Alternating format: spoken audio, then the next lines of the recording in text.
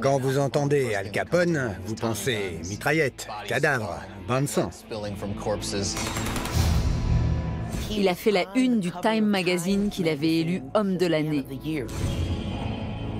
C'était une star dans son domaine, l'équivalent d'un Babe Ruth en baseball. Certains jeunes sont incapables de citer les noms des 3 derniers présidents des États-Unis, mais ils connaissent Al Capone. Il incarne la figure du gangster américain.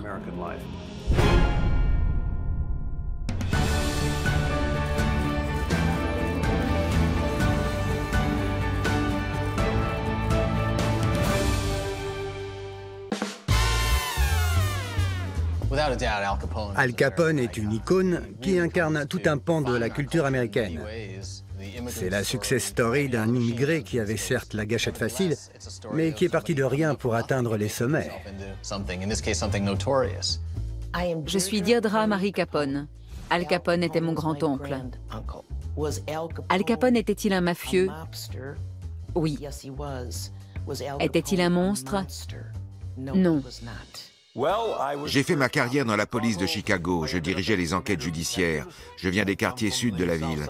Et je connaissais le nom d'Al Capone avant de savoir marcher. C'était le plus célèbre de tous les gangsters. Tout le monde connaissait les légendes qui l'entouraient.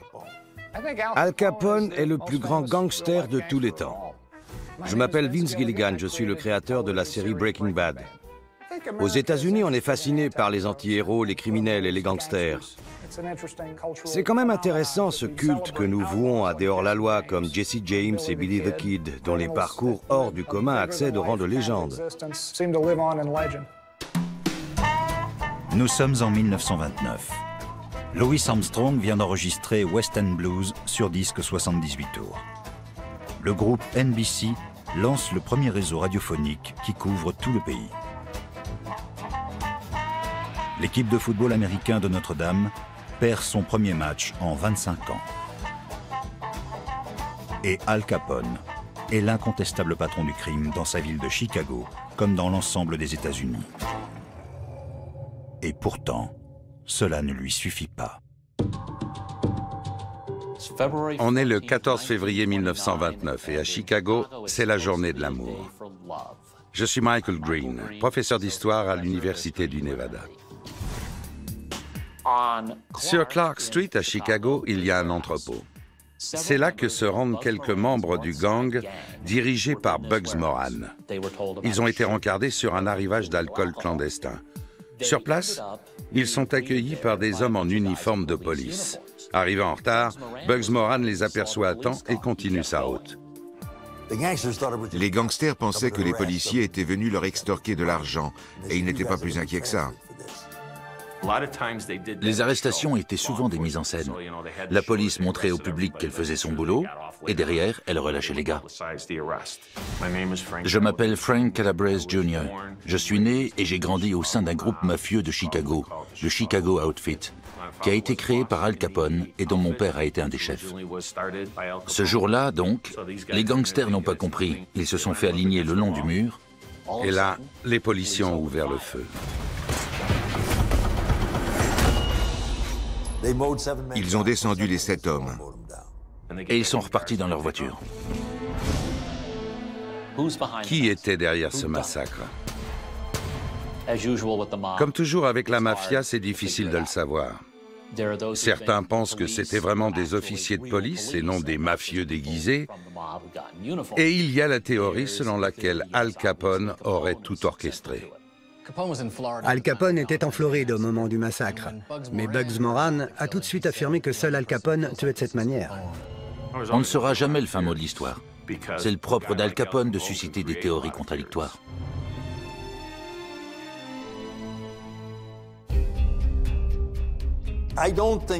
Ça ne peut être que l'œuvre d'Al Capone. Il a fait en sorte d'être en Floride au moment du massacre, en plein rendez-vous avec un procureur. Il n'y a pas de meilleur alibi. Ce qui me frappe le plus, c'est l'ostentation avec laquelle Al Capone s'exhibait à Miami. Pour moi qui connais le milieu, toute cette affaire est signée. Rien que ce petit sourire sur son visage qui disait « Non, c'était pas moi ». Et certains y croyaient.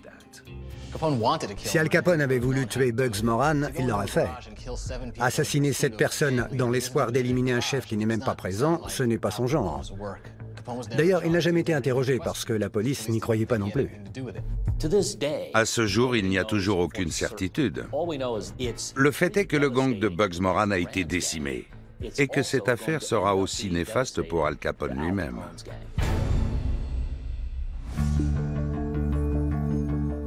Le massacre de la Saint-Valentin marque un tournant dans l'histoire d'Al Capone. C'est une histoire qui, jusqu'à ce jour-là, est placée sous le signe du triomphe et de la gloire, et qui a commencé en Italie.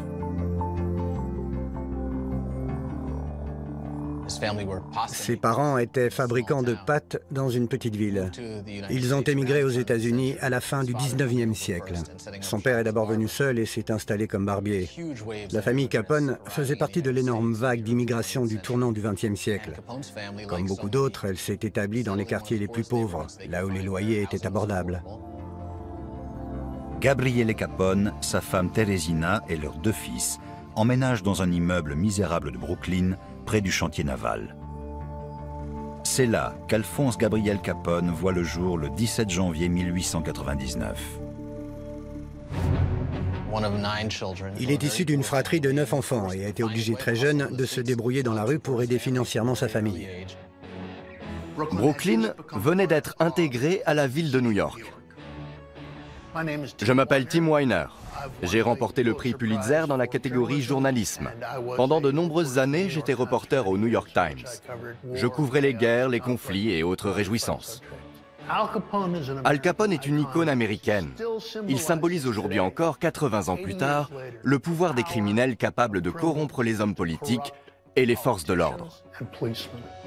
Brooklyn était une ville d'immigrants, où se côtoyaient des gens immensément riches et des gens extrêmement pauvres. À peu près tous les moyens étaient bons pour y gagner sa vie. Et le crime organisé était évidemment présent, notamment à travers la prostitution et les jeux d'argent.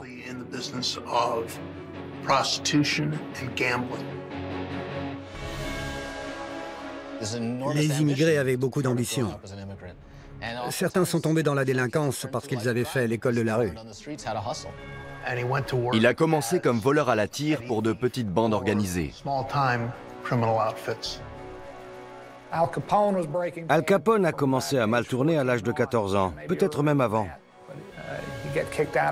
Il s'est fait renvoyer de l'école pour avoir frappé son instituteur et a fréquenté différents gangs de rue. Il se débrouillait si bien qu'il est entré dans le Five Points Gang, l'organisation la plus puissante de New York. Al Capone travaillait comme plongeur au Harvard Inn à Coney Island. C'était un bar dirigé par Frankie Yale, un gangster et trafiquant. Il contrôlait le marché des blocs de glace. Pour pouvoir vendre de la glace à Brooklyn, il fallait verser une commission à Frankie. Sinon, on se retrouvait avec un pic à glace dans le dos ou le genou. C'était un homme très puissant. Il était assis dans un coin au Harvard Inn et les gens venaient le voir. Si vous vouliez faire tuer quelqu'un ou lui briser les jambes, c'est à Frankie qu'il fallait s'adresser. Al Capone côtoyait donc des personnages très influents. Pourtant, il n'était que plongeur. Puis, il est devenu barman, ce qui veut dire qu'il était intégré et qu'on l'appréciait. C'est au Harvard Inn qu'il s'est fait sa balafre, qui lui a valu le surnom de Scarface. C'était à une soirée. Il faisait le service au bar. Je m'appelle Scott F. Stoddart. Je suis professeur de cinéma et doyen du département de sciences humaines au Fashion Institute of Technology. Selon la rumeur, il avait repéré une femme qui lui plaisait. Il s'est glissé à côté d'elle et lui a chuchoté des choses fort désagréables à l'oreille. La fille a refusé ses avances, mais Al Capone a insisté, jusqu'à ce qu'elle aille se plaindre auprès de son frère. Le frère de la jeune femme est le mafieux Frank Galluccio. Quand on fréquente le Harvard Inn, mieux vaut savoir se défendre. Al Capone a voulu riposter et le type a sorti un couteau. Il visait la gorge, mais comme il était ivre, il a entaillé la joue d'Al Capone. Il a eu 2 petites cicatrices et une balafre très marquée sur la joue, depuis l'oreille jusqu'à la bouche. D'une certaine manière, ça a été bénéfique pour Al Capone, puisqu'il a hérité d'un surnom formidable, Scarface. Cela dit, il se tournait toujours de manière à ce qu'on ne voit pas la cicatrice. Al Capone prétendra avoir été blessé en France pendant la Première Guerre mondiale. Mais il n'a jamais fait l'armée. Et finalement, la balafre sur sa joue va devenir une partie intégrante du personnage et de son mythe. Un jour, alors que j'étais assise sur ses genoux, j'ai touché sa cicatrice et je lui ai demandé « Il te fait mal ton bobo ?»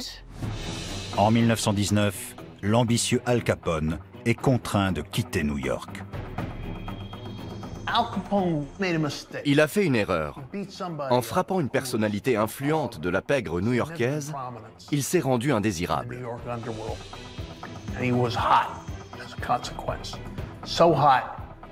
Frankie Yale l'a envoyé à Chicago chez un certain Johnny Torrio, qui était à la tête de l'un des plus gros gangs de Chicago.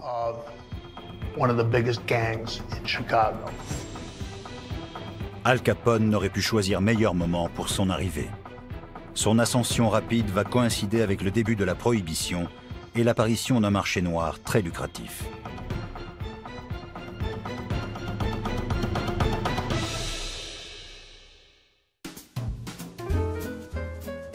Sans la prohibition, Al Capone serait resté un illustre inconnu, un petit délinquant parmi d'autres. Il lui doit toute sa carrière. La prohibition était censée purifier le pays et sauver la jeunesse américaine empoisonnée par le démon de l'alcool. On peut la considérer comme une tentative de légaliser la morale. En théorie, la vente d'alcool était une activité illégale. Mais aux yeux de la population, ça n'avait rien d'un délit grave. Les gens buvaient énormément. Ils violaient ouvertement cette loi dont ils se moquaient et qu'ils trouvaient ridicule. Fréquenter les bars clandestins devient un sport national. Les boîtes de nuit prospéraient. Il était à la mode d'enfreindre la loi. Quand Al Capone est arrivé à Chicago, il n'avait que 22 ans. Mais ce n'est pas comparable à notre époque.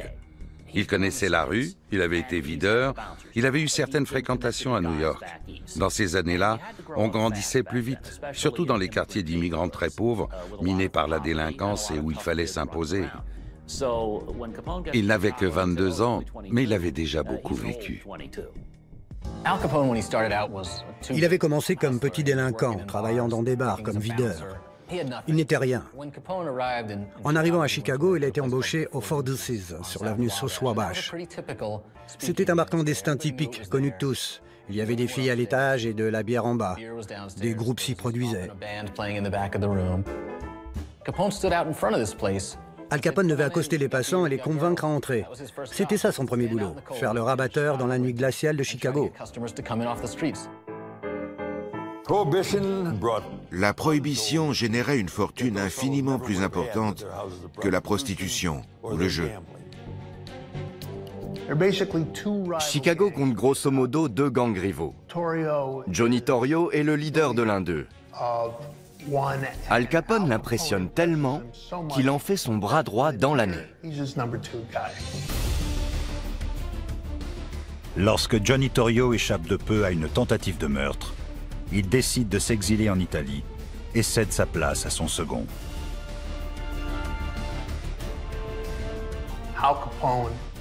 Al Capone devient l'unique chef de la pègre de Chicago.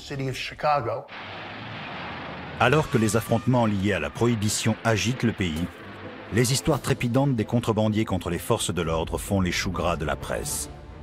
Les gangsters deviennent des légendes. Le développement de la radio, des actualités filmées et du cinéma donne naissance à la culture populaire et le public a soif de nouvelles célébrités.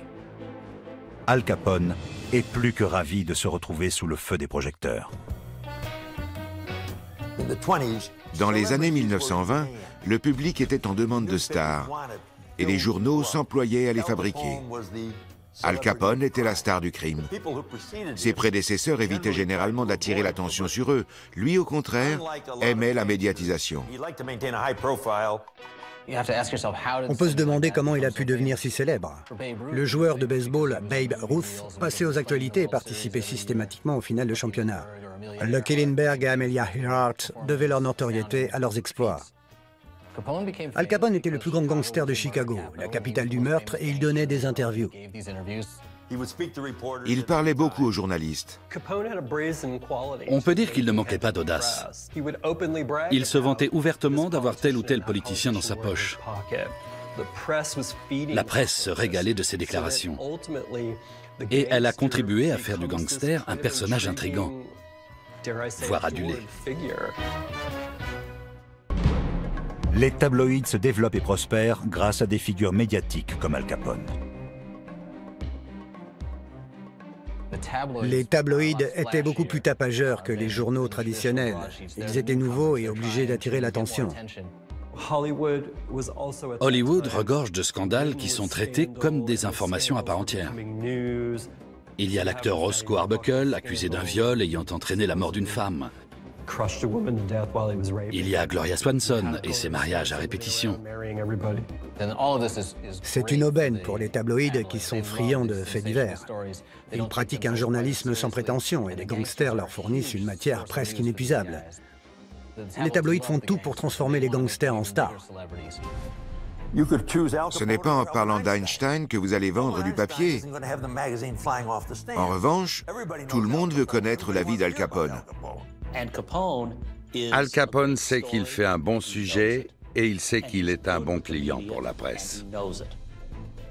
Pour ceux qui pensent que les journaux sérieux devraient s'abstenir de parler de faits divers, voici une anecdote. À l'époque, le New York Times était considéré comme le journal le plus barbant du monde. Quand on a demandé à l'éditeur pourquoi il couvrait les procès pour meurtre, il a répondu « Quand les tabloïds en parlent, c'est du voyeurisme. Quand nous en parlons, c'est de la sociologie. » Eh bien, Al Capone était un sujet de rêve à la fois pour les voyeurs et les sociologues.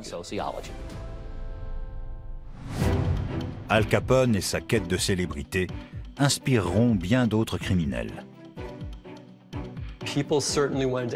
Il a certainement créé de nombreux émules. Et son héritage reste omniprésent dans le cinéma américain et la culture populaire. La carrière d'Al Capone a servi de modèle aux générations suivantes. Il était devenu une célébrité. Je peux vous citer plusieurs noms de mafieux qui se sont inspirés de lui. John Gotti, par exemple, qu'on surnommait The Dapper Don, le parrain élégant. À Las Vegas, il y avait Frank Lefty Rosenthal.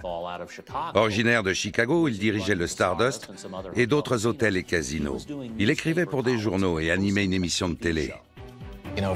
Les criminels essaient généralement de faire profil bas. Ils ne se vantent pas de leurs activités. Capone voyait les choses autrement. Il était persuadé que les gens étaient de son côté.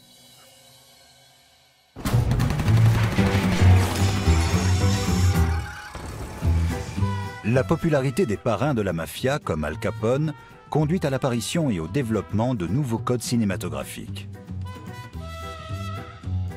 Le film de gangster devient un genre à part entière à Hollywood au début des années 1930, avec des films comme L'ennemi public, Le Petit César ou Scarface en 1932.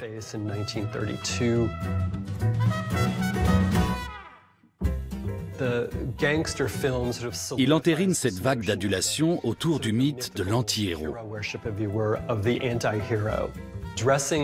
Les tenues des personnages sont inspirées de celles d'Al Capone. Des costumes à double boutonnière, le borsalino, les chaussures lustrées, les bijoux clinquants. Hollywood mettait le gangster en valeur, ce qui jouait en notre faveur. Les gens se disaient que finalement, les gangsters n'étaient pas si mauvais, qu'ils étaient là pour les défendre. Tout le cinéma de gangster est construit autour du mythe de l'anti-héros. Cet homme qui essaie sincèrement de faire le bien mais qui n'y parvient pas et finit par se consacrer à une vie de criminel. Mais tous n'adhèrent pas à ce mouvement de vénération de la figure du gangster. Dès l'époque des films muets, beaucoup d'Américains reprochent à l'industrie cinématographique des mœurs plutôt contestables. Et la passion pour les criminels ne fait que mettre de l'huile sur le feu.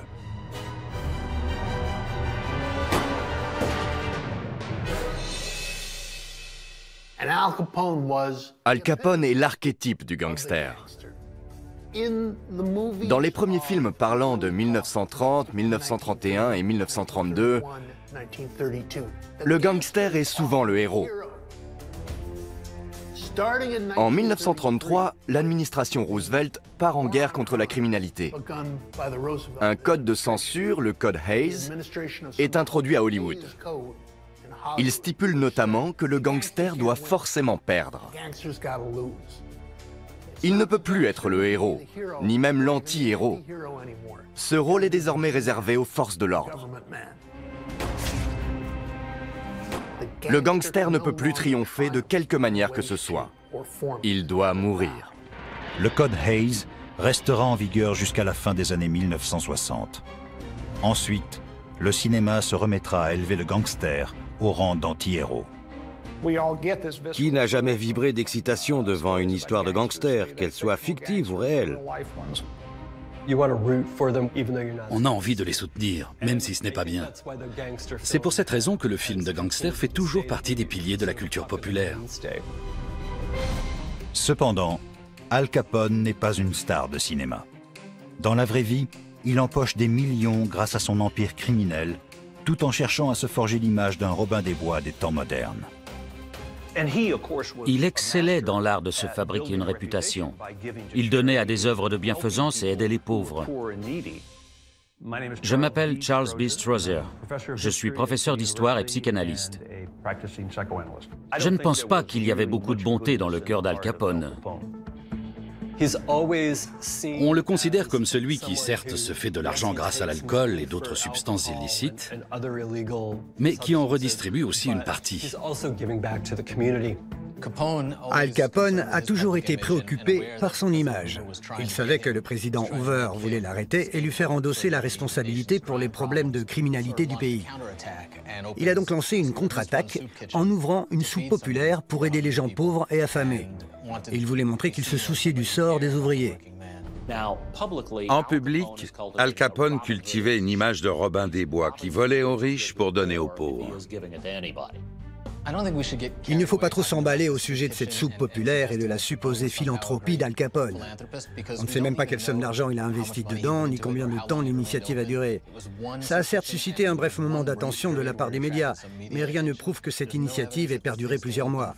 Et rien ne nous dit qu'Al Capone l'ait financée seul.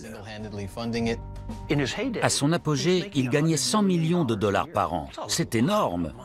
Il pouvait se permettre de donner 2 millions à des associations caritatives pour se tailler une belle réputation.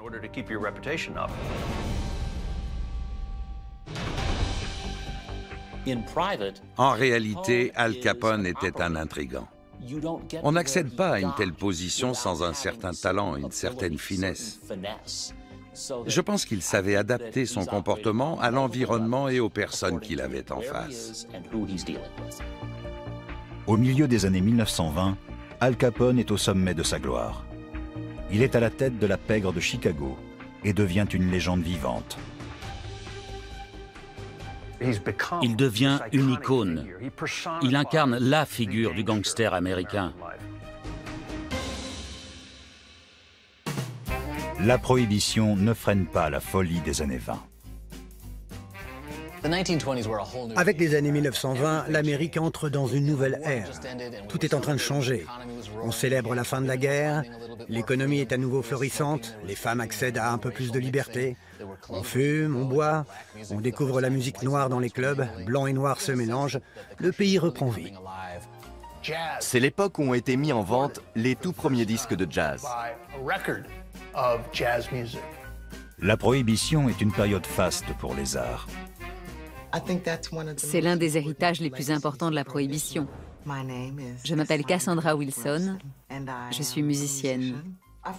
C'est mon père qui m'a parlé pour la première fois d'Al Capone. Il est né à Chicago en 1918 et a grandi pendant la prohibition. La prohibition était censée tempérer cet enthousiasme débridé et rendre la population plus sobre. Mais l'effet inverse s'est produit.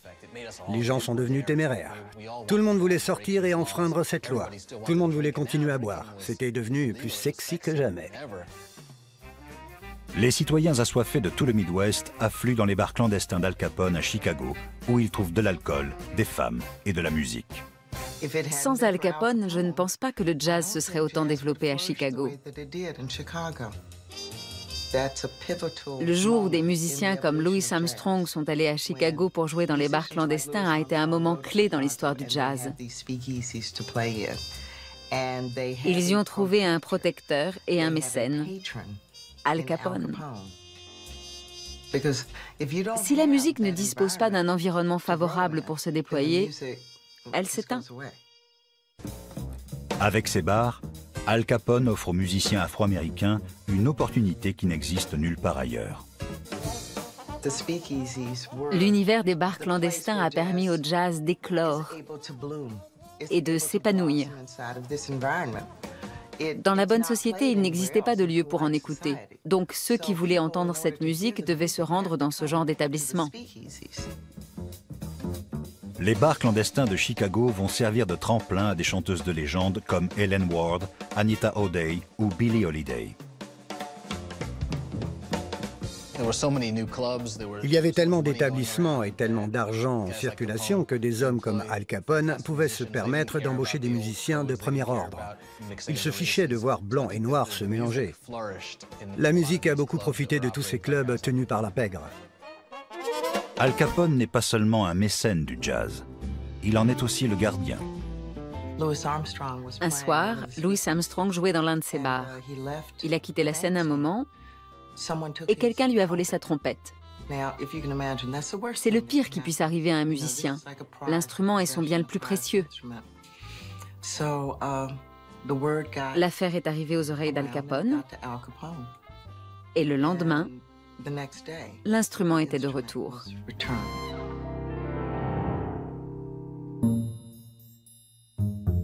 Al Capone a également marqué les esprits à travers son style vestimentaire. 70 ans après sa mort, il est toujours considéré comme le gangster le plus élégant de tous les temps.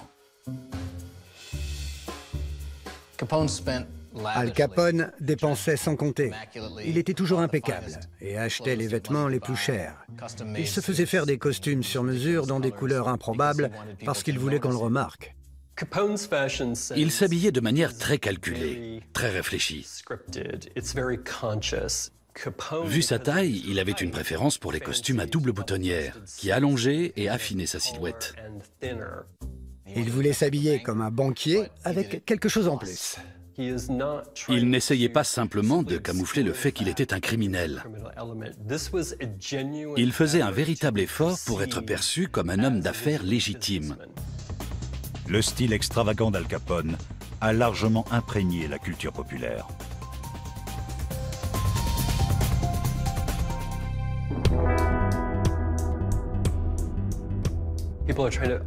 Beaucoup de gens se demandent quelle est l'origine du borsalino qu'Al Capone s'est mis à porter en public. D'où tenait-il ce feutre blanc? Du cinéma. C'était un passionné de western. À Chicago, on pouvait se faire arrêter parce qu'on avait un chapeau blanc.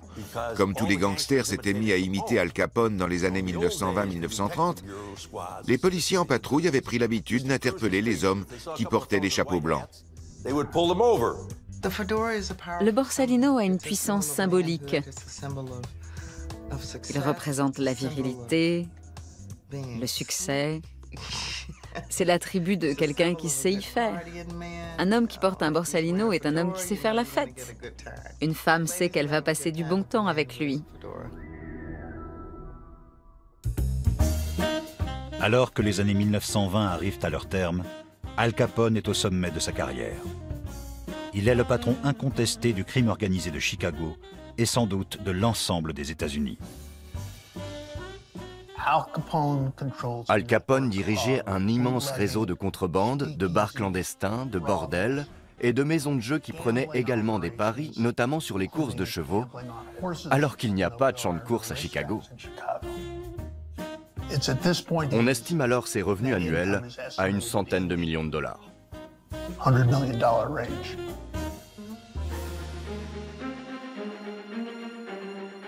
C'est l'histoire d'un self-made man qui a trouvé et exploité le bon filon. Il est devenu l'un des hommes les plus riches de Chicago et l'un des plus célèbres au monde. Al Capone est la star du crime aux États-Unis. Mais il fait fi de toute prudence et défie ouvertement la loi à la moindre occasion. Il devient négligent et son ego incontrôlable. Plus son empire grandissait, plus il prenait de l'assurance, et moins il avait peur des pouvoirs publics. À supposer qu'il n'en ait jamais eu peur. Mais les temps changent, et les années 1920 touchent à leur fin. Le monde d'Al Capone est lui aussi sur le point de basculer. Nous sommes le 14 février 1929. C'est la Saint-Valentin. Il est 10h30. Al Capone est en voyage à Miami. À Chicago, 7 mafieux finissent à la morgue.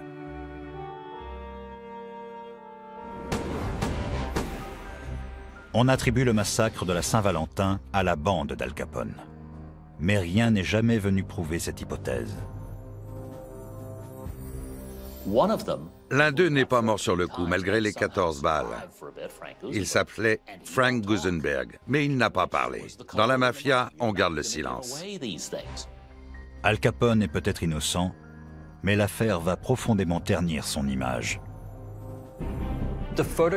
Les photos étaient violentes. Les victimes avaient été alignées dans cet entrepôt et sauvagement fusillées. Jamais avant ces photos, le citoyen lambda avait pu voir autant de sang et de cadavres d'un coup. Même les images de la guerre de sécession prises par Matthew Brady ne font pas cet effet. Le retentissement dans l'opinion publique a été considérable. Les gens étaient écœurés. Ils se sont finalement rendus compte que c'était mal, que l'Amérique, ça ne pouvait pas être ça. Al Capone n'a jamais été inquiété et il n'y a aucune preuve de son implication. Pourtant, il était considéré comme l'instigateur de ce crime. Et il symbolisait toute une époque et en a été tenu pour responsable par association. Une fois encore, Al Capone frappe l'imagination de la presse, mais d'une manière inhabituelle pour lui. Les milieux d'affaires de la ville en ont eu assez d'Al Capone parce qu'il nuisait à l'économie locale. Les entreprises refusaient de s'installer à Chicago et les touristes la délaissaient à cause de son image exécrable. Ils ont donc réfléchi à un moyen d'agir. Ils ont composé une liste d'ennemis publics et placé Al Capone en tête. Il était maintenant l'ennemi public numéro 1, l'homme le plus recherché de Chicago. La liste a fait les gros titres de la presse.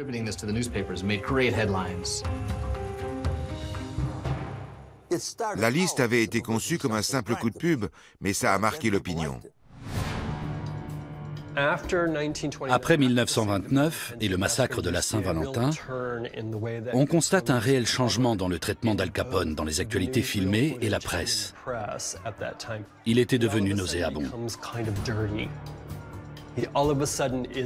Du jour au lendemain, le bon samaritain était devenu le cerveau maléfique du crime organisé. Cet homme avait exploité le rêve américain et on se souvenait vaguement l'avoir apprécié. Mais on comprenait surtout qu'il avait exploité le peuple. Être ennemi public numéro 1, c'est avoir un pied en prison.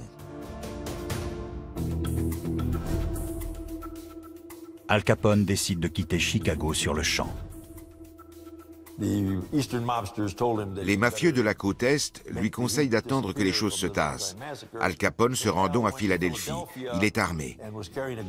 Les parrains ne portent jamais d'armes, seulement leur garde du corps. Un policier repère l'arme et il est arrêté. En règle générale, les grands mafieux s'entourent d'un contingent d'avocats pour faire traîner l'affaire. Là, Al Capone plaide immédiatement coupable et fait 1 an de prison à Philadelphie. Il pensait que les esprits se calmeraient, mais ça n'a pas été le cas. L'événement a bouleversé l'Amérique. Les personnalités du monde des affaires de Chicago ne relâchent pas leur pression et sollicitent l'aide de la Maison-Blanche. Ils ont engagé un lobbyiste qui s'est rendu à Washington pour convaincre le gouvernement de faire tomber Al Capone. Le timing est parfait. 3 semaines après le massacre de la Saint-Valentin, Herbert Hoover est investi président. Il est très contrarié par les événements de Chicago. L'économie est florissante au moment de la campagne de Herbert Hoover. C'était une période de grande prospérité. Il a donc fait de la criminalité son cheval de bataille. Al Capone est le criminel le plus célèbre d'Amérique. C'est une cible facile. Al Capone n'a jamais été poursuivi en justice dans les années 1920 parce qu'il était plus puissant que la loi. Il était plus puissant que la police de Chicago. Il était plus puissant que les autorités du comté. Pour montrer qu'on allait réellement s'attaquer au crime organisé, il fallait prendre Al Capone pour cible. L'ironie de la chose, c'est qu'Al Capone était toujours un héros populaire et gardait cette image de Robin des Bois. Il jouissait d'une certaine popularité. Et pourtant, les gens avaient voté contre ce qu'il représentait. Le président Hoover est décidé à fournir les ressources nécessaires pour faire tomber Al Capone. Mais il est impossible de le poursuivre en justice pour les crimes les plus odieux qu'on lui attribue, à savoir la contrebande, le racket, le proxénétisme, les jeux d'argent, le meurtre. Tout le monde sait qu'Al Capone est un criminel, mais personne n'est capable de le prouver. On ne pouvait pas faire tomber Al Capone de manière conventionnelle. Il était trop protégé, trop haut placé. Il aurait fallu un tireur qui dénonce son chef, qui dénonce à son tour son chef, et ainsi de suite. C'était quasiment impossible. Le pays venait à peine de passer à 48 États. Très peu de lois votées par le Congrès pouvaient réellement être appliquées par le gouvernement fédéral. Le FBI ne pouvait pas arrêter Al Capone, parce que la prohibition était du ressort du département du Trésor. La recherche des preuves est menée par Eliot Ness. Ness était en charge de faire respecter la prohibition. Il cherchait des preuves susceptibles de coincer Al Capone. Le mythe autour d'Eliot Ness est largement exagéré. Ness n'a eu que très peu d'influence sur l'arrestation d'Al Capone. Il a en effet contrarié certaines opérations du gangster. Il a démantelé quelques affaires, des bordels et des distilleries. Il a freiné les rentrées d'argent. Mais son travail a eu vraiment très peu d'effet. Et je ne suis même pas sûr que le gangster connaissait Eliot Ness. Les médias se sont emparés de cette histoire parce que c'était un intellectuel. Il était diplômé de l'université de Chicago, il était intelligent, il parlait bien. Il aimait raconter comment il avait monté cette équipe d'agents incorruptibles. En réalité, certains d'entre eux ont été corrompus. Mais la presse aimait cette idée d'une équipe d'inspecteurs parfaitement intègre. C'est toujours sympathique de voir un Robert Stack à la télé ou un Kevin Costner au cinéma dans la peau d'Eliot Ness, cet homme qui refuse de lâcher. Mais Eliot Ness n'est pas celui qui a fait tomber Al Capone, même si c'est l'image qu'on garde de lui. Pour Hollywood, faire un film sur un bureaucrate obscur qui épluche méticuleusement des déclarations fiscales est difficilement vendeur. On préfère montrer un Eliot Ness qui débarque avec une batte de baseball à la main. Peu importe ce qu'il a fait en réalité. Eliot Ness ne parvient pas à établir de délit majeur. Les autorités savent désormais que la seule manière d'inculper Al Capone, c'est de pister l'argent. L'impôt sur le revenu avait été introduit juste avant le début de la Première Guerre mondiale. Et certaines personnes ne le payaient pas. L'une d'entre elles était Al Capone. En 1929, Al Capone a beau peser plusieurs millions de dollars, aucune déclaration de revenus n'a jamais été remplie à son nom. Une petite équipe d'agents du département du Trésor se sont attelés à chercher les preuves qui pouvaient faire tomber Al Capone pour fraude fiscale. On parlait d'envoyer les Marines à Chicago pour éradiquer le gang d'Al Capone.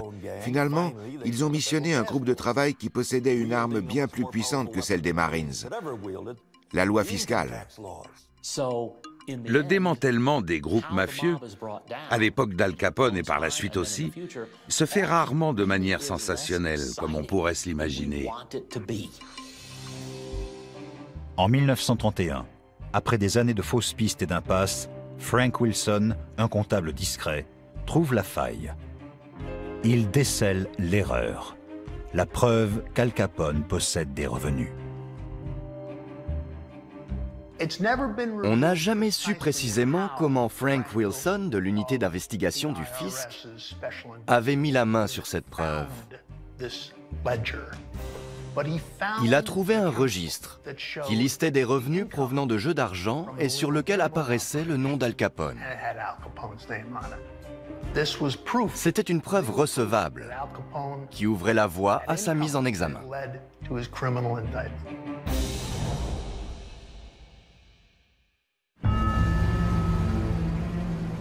Ils ne parvenaient pas à l'inculper pour meurtre ou contrebande. Al Capone veillait à garder les mains propres.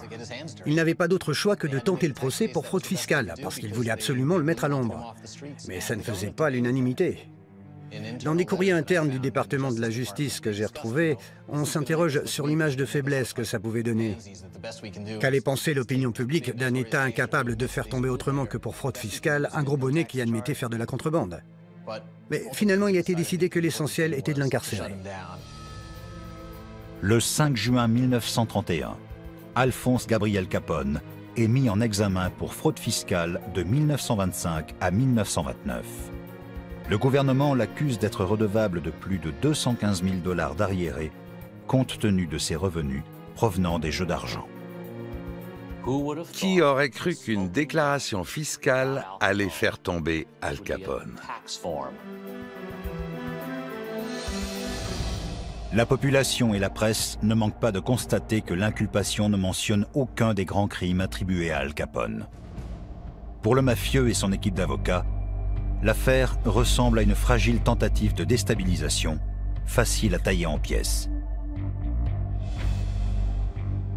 Le gouvernement doit mener l'affaire avec beaucoup de prudence, non seulement parce qu'il s'agit du fisc, mais aussi parce qu'ils n'ont aucune preuve concernant les meurtres.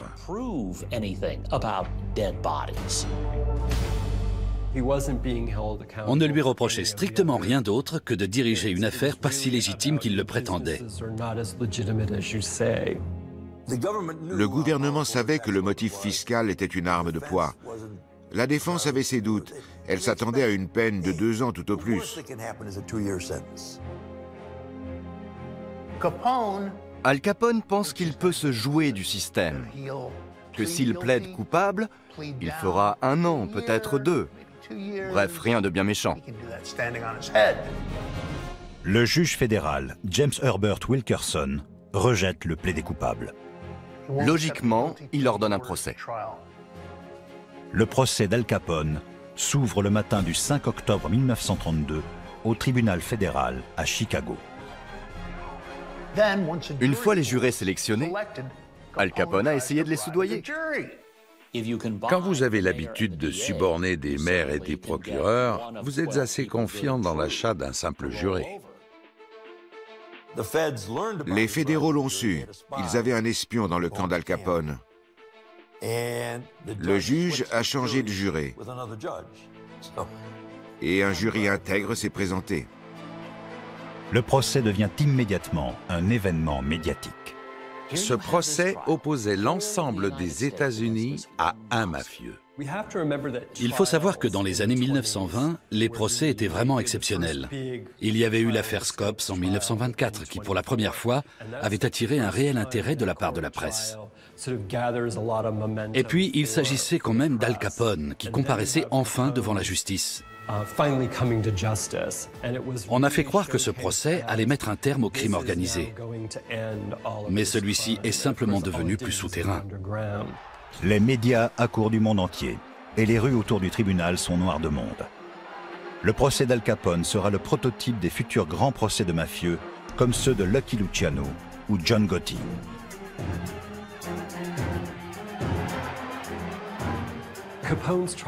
C'était un cirque médiatique incroyable. Tout le monde attendait qu'il fasse le show, mais évidemment, ses avocats lui disaient de se taire. Les transcriptions étaient publiées quotidiennement dans la presse. L'image d'Al Capone est en miettes.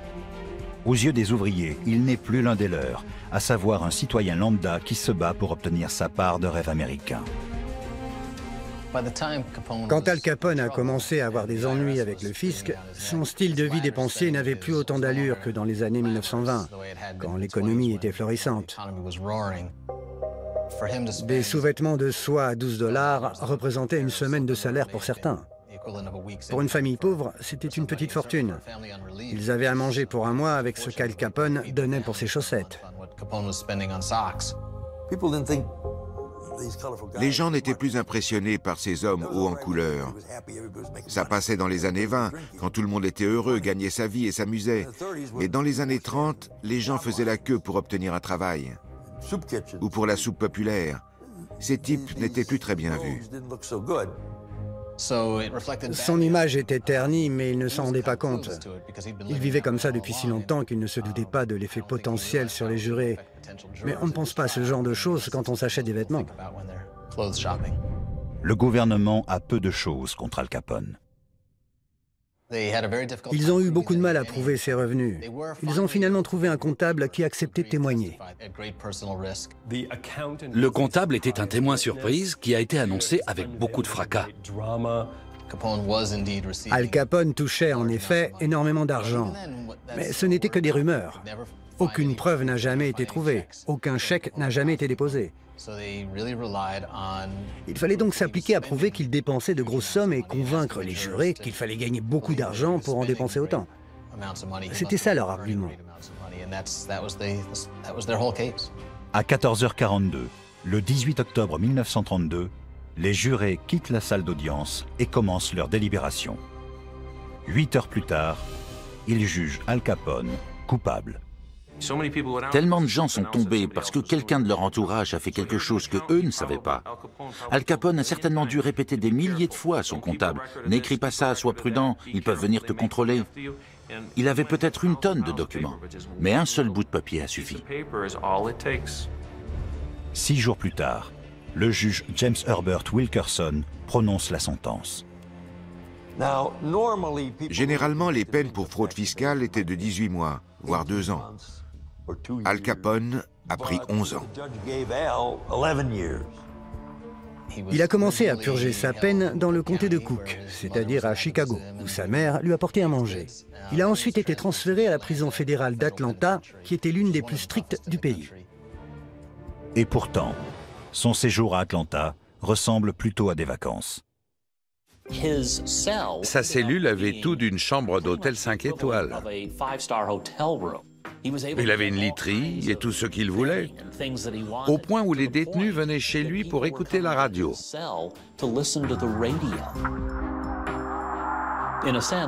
Son emprisonnement se passait trop bien, tellement bien que les autorités ne pouvaient plus le tolérer. Ils l'ont donc envoyé ailleurs. Alcatraz. Pendant la guerre de sécession, la petite île dans la baie de San Francisco sert de prison militaire. Elle devient une prison fédérale en 1933. Là-bas, Al Capone ne pourra pas se procurer un bon matelas. Ils ont sorti mon oncle de la prison d'Atlanta et l'ont mis dans un train. Le train allait à Oakland, en Californie. Quand il traversait une ville, les habitants se rendaient à la gare juste pour pouvoir apercevoir Al Capone et le saluer. On peut se demander pourquoi ils envoyaient un fraudeur fiscal à Alcatraz. La raison, c'est qu'il s'agissait d'un coup de pub du gouvernement.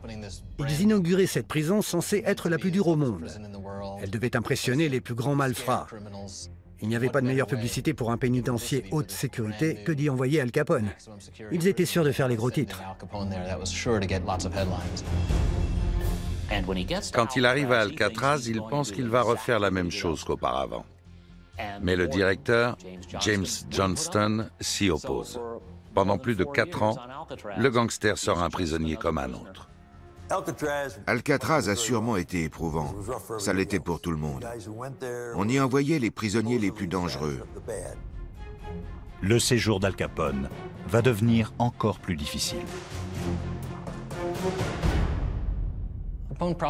Al Capone avait probablement attrapé la syphilis quand il était adolescent.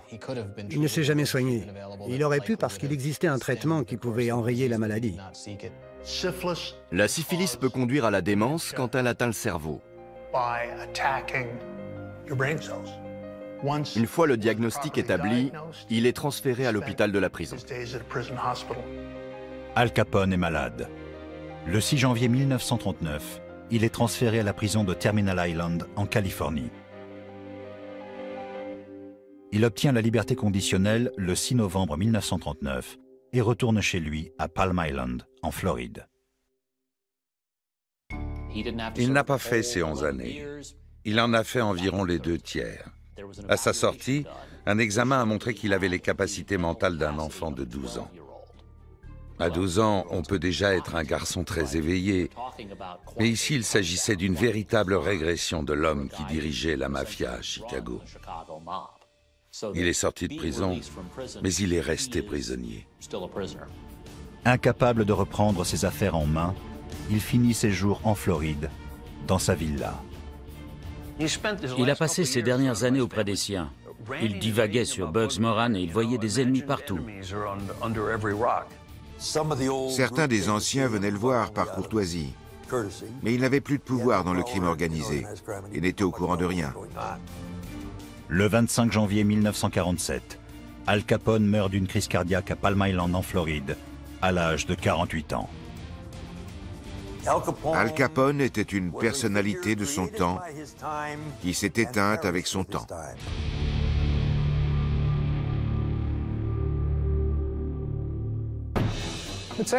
C'est intéressant de voir comment Al Capone a résisté à l'épreuve du temps.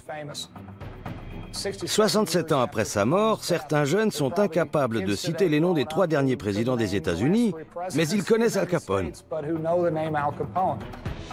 C'est étrange ce phénomène de vénération des grands criminels. On s'en souvient encore des années après leur disparition.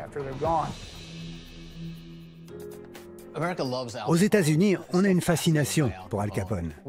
Des pizzerias et des sauces portent son nom. Ce pays s'est beaucoup façonné à son image.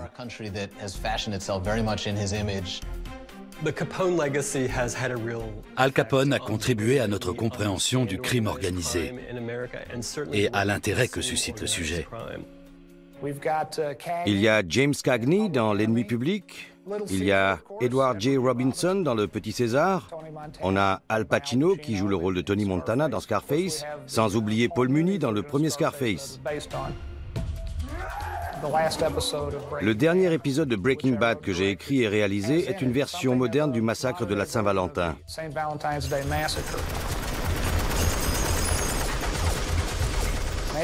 Peut-être que quelque part, je cherchais à reproduire ce bout d'histoire. On continuera à faire des films là-dessus. Le phénomène ira en s'amplifiant et ne disparaîtra jamais. C'est une page de l'histoire de Chicago et de notre pays qui ne s'oubliera pas. C'est comme une légende populaire qui prend chaque jour un peu plus d'importance. Al Capone ne devrait pas être idolâtré, mais son histoire mérite d'être étudiée afin de comprendre comment il a influencé notre culture. Al Capone est mort à 48 ans, mais dans un sens, il n'est jamais mort. Il est devenu une figure culturelle majeure qui génère des livres, des émissions, des films. Son histoire est légendaire, depuis son accession au trône de Chicago jusqu'à sa chute. C'est shakespearien à bien des égards. Et pour reprendre la célèbre réplique du film L'homme qui tua Liberty Valance, la légende a dépassé la réalité.